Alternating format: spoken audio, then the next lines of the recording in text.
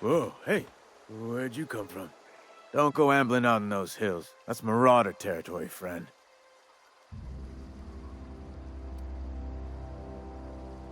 Your pod? What are you on about? You take a bruise to the cranium? Ain't safe out here.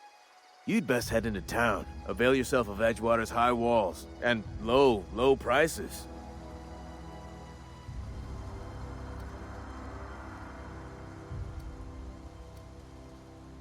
I'm being vigilant. Don't want to get blindsided by some corpse-chewing marauder come stalking out the shadows. Oh, worse. Unemployed cannibals. You ever seen a marauder hold down a job? Or put a stake into society?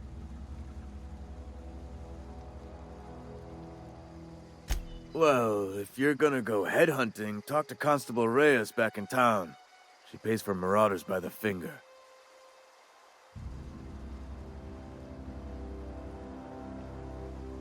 Pleased to make your acquaintanceship. I'd shake your hand, but I've been hauling corpses. You don't want none of that on you. Name's Silas. Junior in humor for the town of Edgewater. We're all part of the Spacer's Choice family.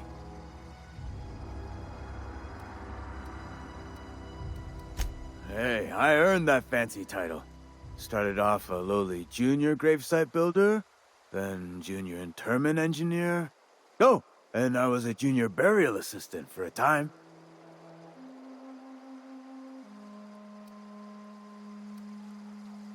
The rate I've been working, I'm bound to earn a promotion. Must be about 50, 60 burials away from associate in humor. Definitely not the junior in humor, that's for sure. If you've got business inquiries, you should stop by Reed Thompson's office. He's up in the tower above the cannery. Head into town, follow the road. Look, you obviously ain't a worker. What's your racket? You a smuggler? Freelancer? Edgewater is a company town, board-owned and operated. That includes the cemetery. None of us own our gravesites, we rent them from the company. Renting means money. Money means paperwork. Paperwork means signatures. Some of our families become a mite delinquent in paying their dues, you see?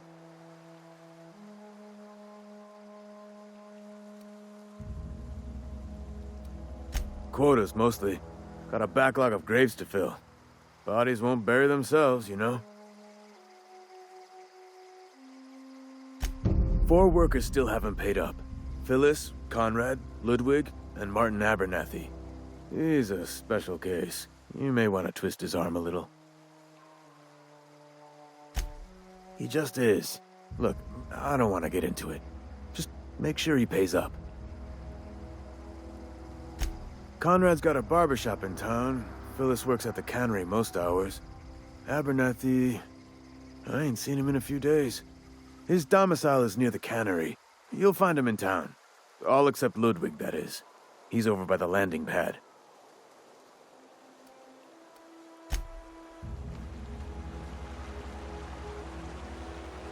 Beats working at the cannery. Huh? What?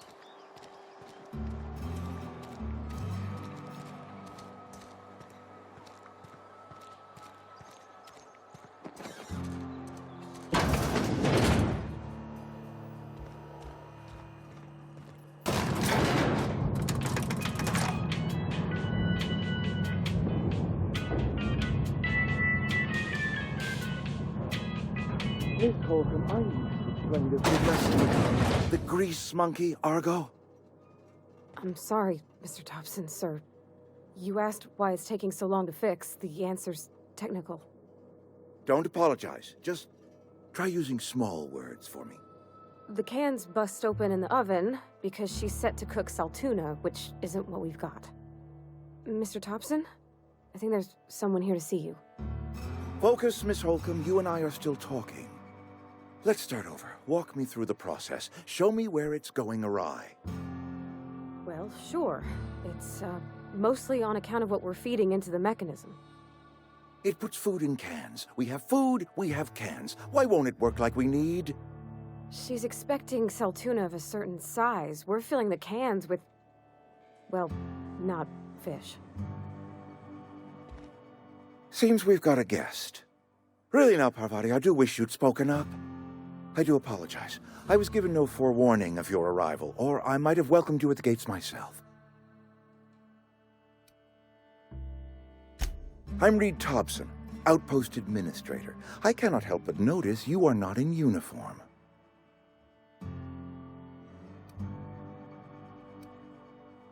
Of course not. I don't have that kind of luck. Seems I allowed my excitement to run away with my wits. Been a few seasons since we've had a visitor pass through. Only regulator we got is hooked up to the town transformer. Mr. Thompson ain't liable to be keen on dismantling it. I beg your pardon. I am most emphatically not keen on any such thing. I can't let you have our power regulator. But I happen to know of another one. And I happen to know exactly how you may retrieve it without frying yourself in the process.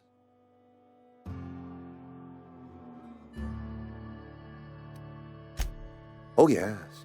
Saw someone put his hands on a regulator while the power was running. His legs were still twitching when we buried him. There's a power regulator in the old botanical lab. It's mostly abandoned, so all that power is being squandered. Go down to the geothermal plant. Reroute power from the botanical district over to us. Once their power's shut down, you can have their regulator and be along on your way.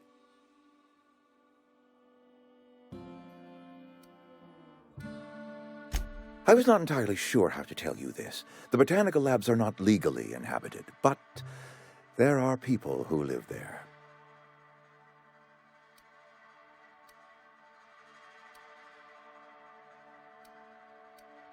The people living in the botanical labs.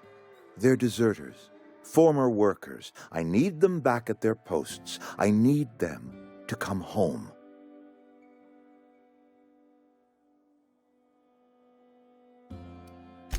Edgewater is struggling. We haven't hit our production quota in years. If we don't meet our quotas this year, the company might shut us down for good. I need those workers back at their stations.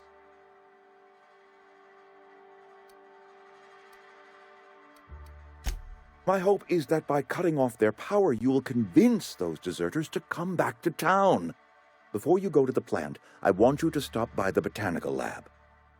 Speak to their leader, Adelaide. Tell her the power's about to go, and that it's time her band of deserters came back to town.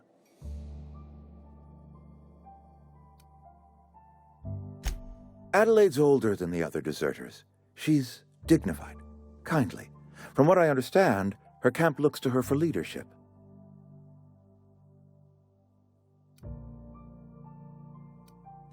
I am asking you to help us survive. Edgewater needs more workers or we will collapse. We belong to one community, the Spacer's Choice family. If we dissolve into factions, then we will all perish separately. Adelaide will understand that. My dad told me all about the plant. Taught me all he knew. I could come in useful. I mean, if that's all right with you, Mr. Thompson. Sir. I hesitate to part ways with Miss Holcomb, but I cannot deny that she is talented and may prove useful to you. You will need an administrative passcode in order to enter the plant. I am trusting you with mine, and trusting Miss Holcomb to guide you if you'd like. Great! I got my wrenches and diagnosticators and hairpins and engine tape, so I'm all set. Well, I am glad to hear that. Best of luck to you, and thank you again for your help. It is a lot to ask of a stranger, I know.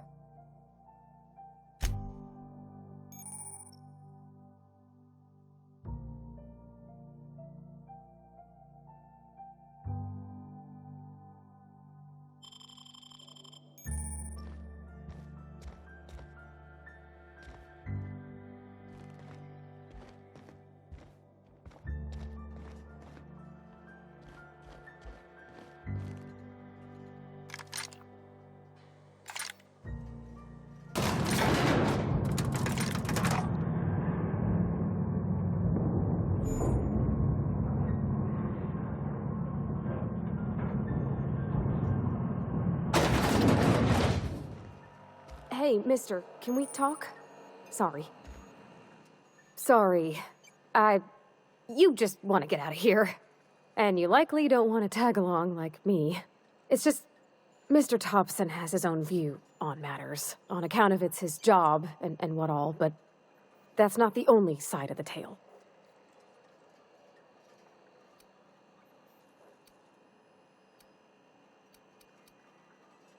To Mr. Thompson, a person's a gear.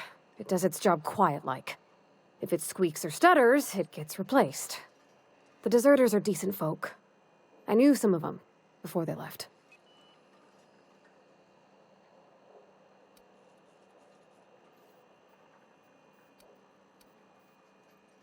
I don't know anybody well. I mostly listen to them talk, kept my head down. There was a boy named Thomas who used to follow me around, asking questions about the stuff I fixed. He was real sweet to me. Not any sort of dissident. Miss McDevitt? Oh, gosh, no. She was a real important person. A flavorist. Made all the food taste decent. She used to work up in the big office with Mr. Thompson. Alls I know is she left after her son died. It was a real big to-do. I could hear them both yelling clear from my own place.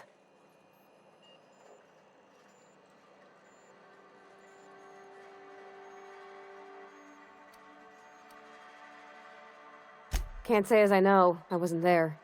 The sound carried, but not the words.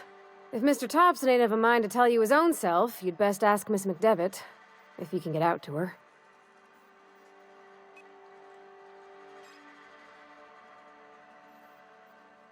Life's hard here. Especially for them that don't fit in so well. We're one big Spacer's Choice family, but every family's got the one the rest whisper about. Mr. Thompson's aiming to take away their power. They'll have no lights to see, nor heat to cook. They'll be at the mercy of marauders, or worse. I think you should talk to the town's vicar about it. Max, his name is.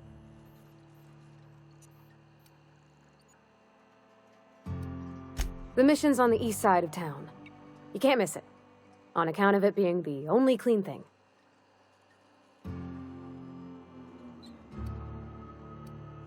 Thanks, mister.